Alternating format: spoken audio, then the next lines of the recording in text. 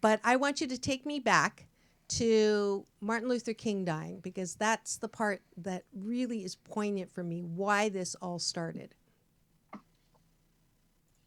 Well, it was 1968, number one. Oh, And taking you back is really painful. And if it's painful for me as a white woman, it's got to be killer for black women. I was teaching third grade in Riceville, Iowa at that time, all Christian, all white Riceville, Iowa.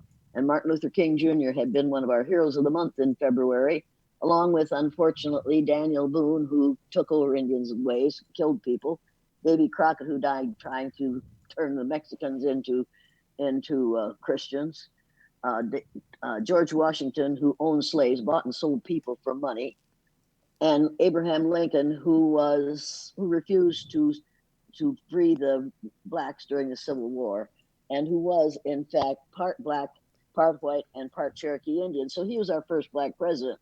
But we didn't tell kids that at that time because it wasn't part of the standard elementary curriculum to tell the truth. We were also still telling them that Columbus discovered America, which is an absolute falsehood. You can't discover places where people are already living. They discovered it before you got there.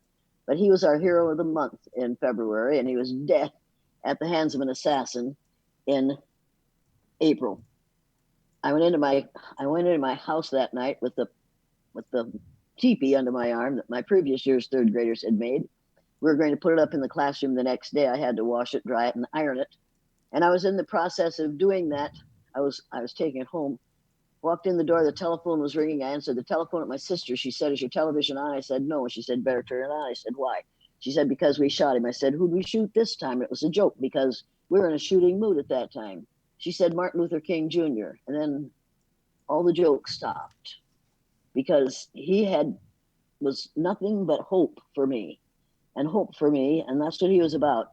And for me, hope is an acronym for holding on to positive energy. That's exactly what Martin Luther King and C.T. Vivian and the person who just died this week, John last week, Lewis. who believed that things could get better if we keep on hoping. Well, we're still hoping and it still isn't better. And I hate to talk about that. I hate to think about it. But I knew that I was going to have to do something about it the next morning in my classroom. So I turned on the television and I listened to this horror. And there sat Walter Cronkite saying to three leaders of the black community, when our leader was killed, his widow held us together. Who's going to keep your people in line? And I was absolutely astounded that anyone would be that insensitive. So I changed the channel, and there was Dan Rather saying to three leaders of the black community, don't you Negroes think you should feel sympathy for us white people during this experience? Because we can't feel the anger at this killing that you can. And I thought, why can't you feel the anger? If I'm feeling the anger, why aren't you feeling the anger?